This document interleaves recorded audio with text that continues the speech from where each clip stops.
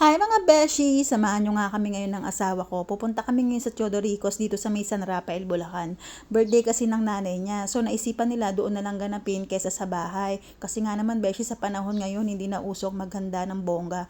Kailangan talaga maging praktikal. Kaya naisipan nila na dito na lang kami kumain.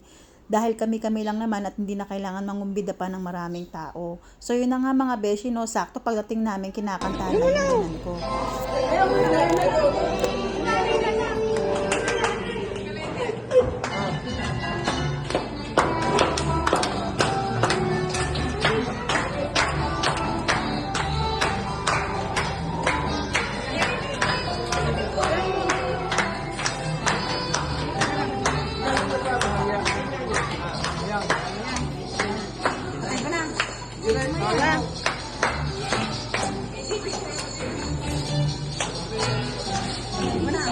Luwal, smile.